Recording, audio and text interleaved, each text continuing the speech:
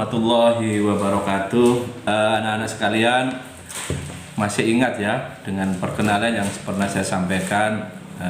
Saya adalah guru PKN ya, guru PKN. Nama saya yang tempo hari sudah kalian kenal, sudah kalian tahu ya, yaitu Muhammad Pristiwianto.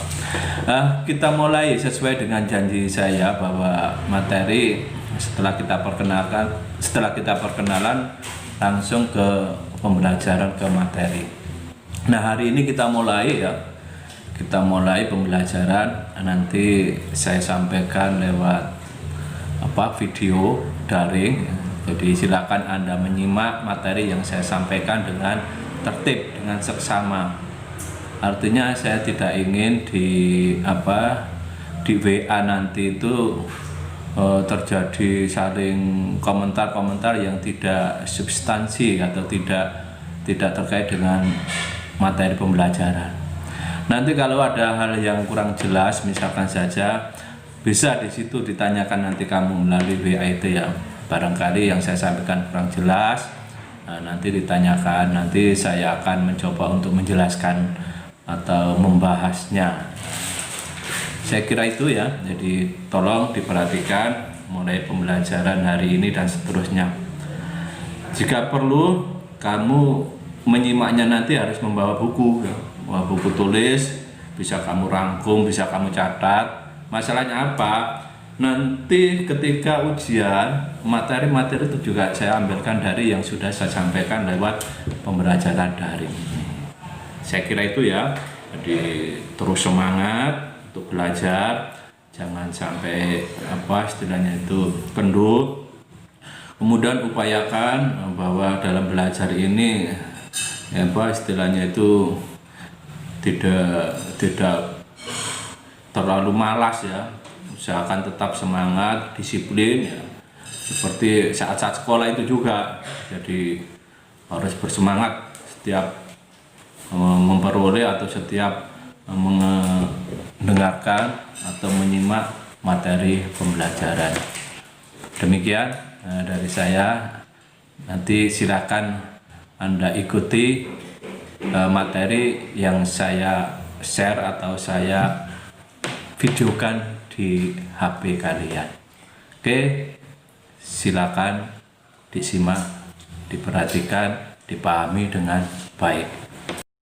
Oke, assalamualaikum warahmatullahi wabarakatuh. Anak-anak, untuk materi PKN hari ini kita mulai ya. Kalau kalian mempunyai LKS, silakan dibuka. Bab pertama itu bahasanya tentang hakikat bangsa dan negara. Nah, pengertian bangsa itu ada dua ya, yaitu pengertian bangsa secara politis. Itu maknanya atau pengertiannya adalah sekelompok manusia yang memiliki satu paham dan ideologi yang sama dalam suatu organisasi kekuasaan di dalam negara. Itu makna atau pengertian secara politis. Sementara pengertian yang kedua yaitu pengertian secara sosiologis antropologis. Pengertian bangsa secara sosiologis antropologis itu dibedakan menjadi dua, yaitu dalam arti etnis dan dalam arti kultural.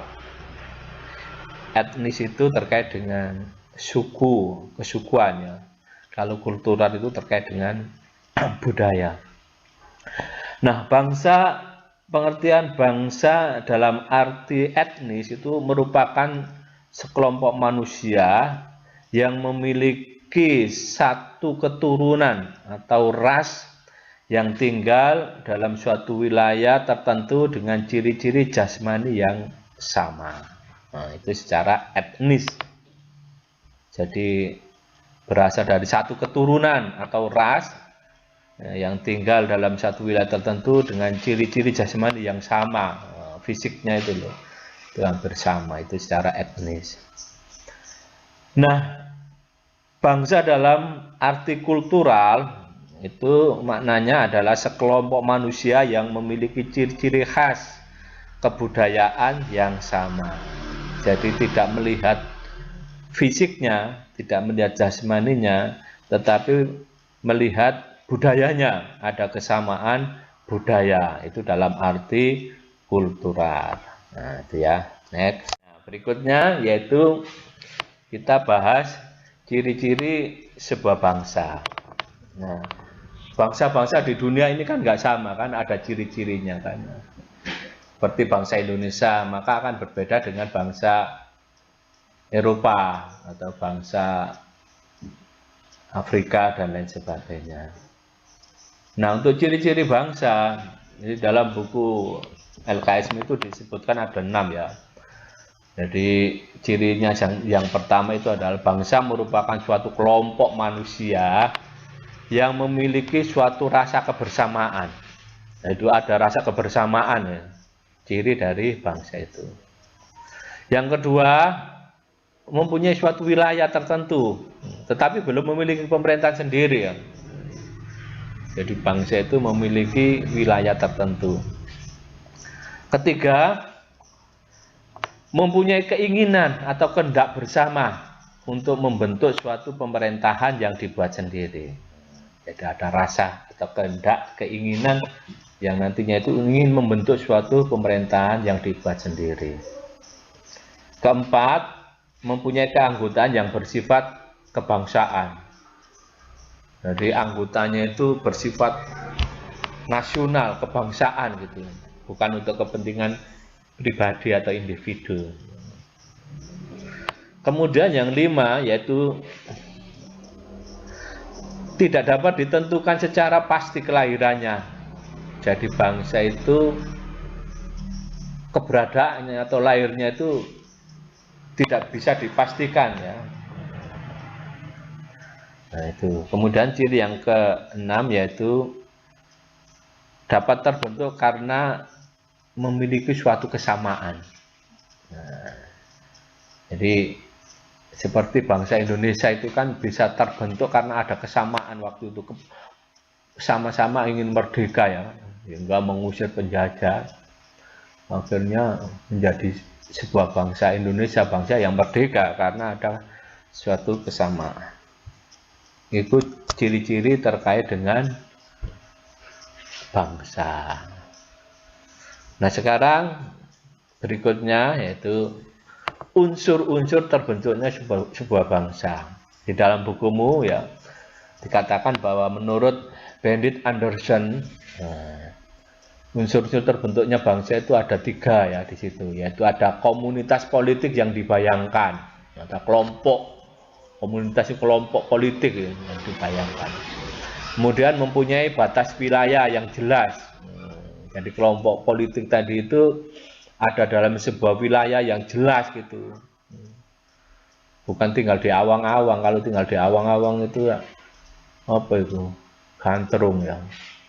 Jadi mempunyai wilayah karena wilayahnya itu yang akan ditempati oleh komunitas itu. Kemudian yang ketiga itu berdaulat. Berdaulat itu artinya mempunyai kekuasaan. Nah, itu menurut Benedict Anderson terkait dengan unsur-unsur terbentuknya bangsa. Next. Nah, sekarang di dalam bukumu itu masih ada ya di situ ya kelanjutannya, seperti faktor-faktor pembentuk bangsa. Nah, itu ada primordial, sakral, tokoh, sejarah, dan perkembangan ekonomi. Nah, itu bisa kamu baca bab 1 ini. Demikian dari saya, kurang lebihnya mohon maaf. Nah, untuk sementara kita gak pakai tugas ya, cuma kamu pahami itu aja. Nanti berikutnya mungkin saya tampilkan lagi, tapi di situ saya kasih catatan untuk tugas, untuk menguji kamu itu paham atau bingung.